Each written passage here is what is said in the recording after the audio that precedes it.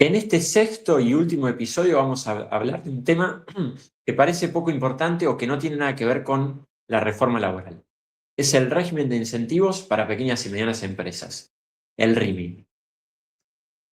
Muchas veces se discute derechos laborales y eso es fundamental. De hecho, bueno, he hecho 5 capítulos tratando cuestiones de derecho laboral, de los conflictos que puede haber de constitucionalidad, los conflictos con los diferentes actores del empleo. Pero hay una cuestión que no se puede dejar de lado, que es una cuestión básica, una realidad básica, que es que si contratar e invertir es imposible, no va a haber empleo en blanco registrado. El problema de Argentina no es que tenga salarios altos, el problema es el costo total de contratar en blanco. Por cada peso que el empleado recibe, la pyme, el empresario, tiene que pagar mucho más.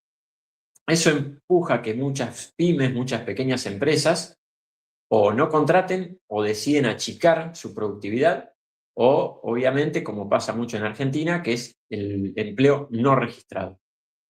A ver, no es un problema ideológico, no es que el empresario sea malo, el problema es que es matemático.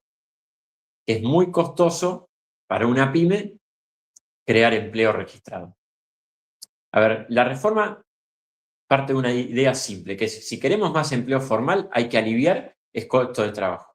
Por eso introduce incentivos para pymes, para que ellas inviertan y generen empleo genuino.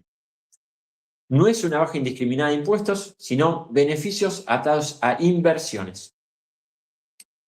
No es un subsidio, no es plata regalada, no es condonación de impuestos. Es un régimen que te permite pagar menos impuestos si invertís hoy. El Estado cobra menos, pero ayuda a que el empresario pyme pueda invertir y, como consecuencia, generar más empleo.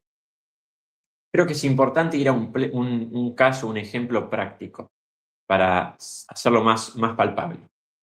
Pongamos el caso de una pyme industrial que compra una maquinaria que le cuesta 100 millones de pesos y que, según la contabilidad, esa maquinaria tiene una vida útil de aproximadamente o de 10 años, para hablar de aproximaciones. ¿Qué pasa sin el RIMI? ¿Qué pasa hoy? ¿Qué pasa con la amortización? La amortización se da en 10 años porque justamente es la vida útil de la maquinaria. Entonces, esos 100 millones de pesos se dividen en 10 años. O sea, son 10 millones de pesos de amortización que tiene esa empresa, esa maquinaria por año. De esos, a los 100 millones que salió la maquinaria, se le restan esos 10 millones y se paga, o el Estado cobra impuesto a las ganancias sobre la diferencia entre 100 y 10, es decir, 90 millones. ¿Qué pasa con el RIMI? Con el RIMI lo que pasa es que esa amortización se da de manera acelerada, se hace en 3 años. Entonces, en vez de ser 10 por 10 años, esos 100 se dividen en 3 años, es decir, 33 millones y 34 millones. Entonces, a los 100 millones, en vez de restársele 10 millones, se le restan 33 y 34 en 3 años.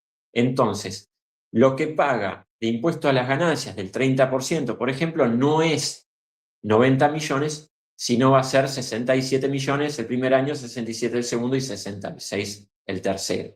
Entonces paga un 30% sobre un monto menor. Entonces termina pagando menos de impuestos esos 3 años. Una vez que se entiende que ya se amortizó esa inversión que se hizo, ya ahí el empresario empieza a pagar el impuesto a las ganancias correspondiente y total.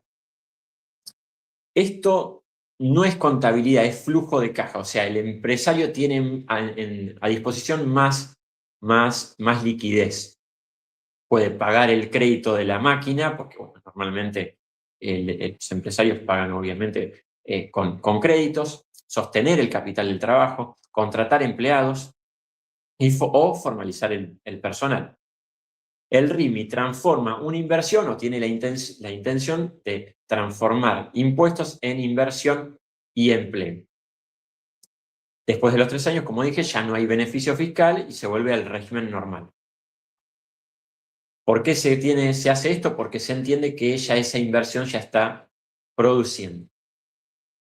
¿Esto es un beneficio para empresarios? Sí, es un beneficio para empresarios, pero no hay que Eso es una cultura muy argentina, lamentablemente, que es que ver al empresario como alguien a combatir, alguien malo.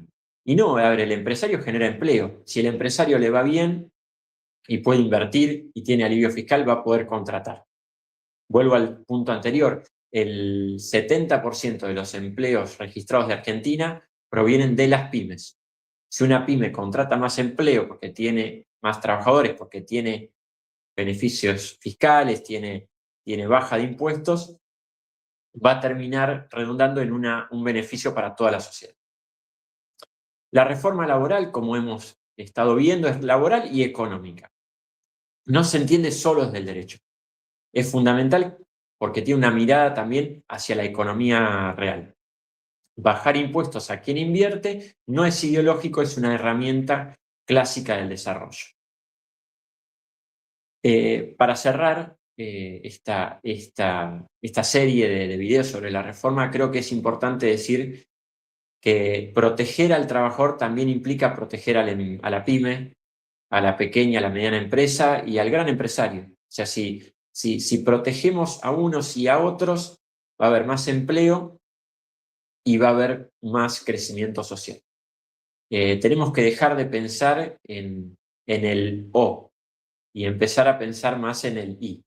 Hay que ayudar tanto al trabajador como al empresario, al que genera empleo en Argentina, al que genera empleo privado en la Argentina. Bueno, espero que les haya gustado, espero que puedan, bueno, comentar, que puedan verlo y que se puedan suscribir para seguir en próximos episodios que voy a realizar.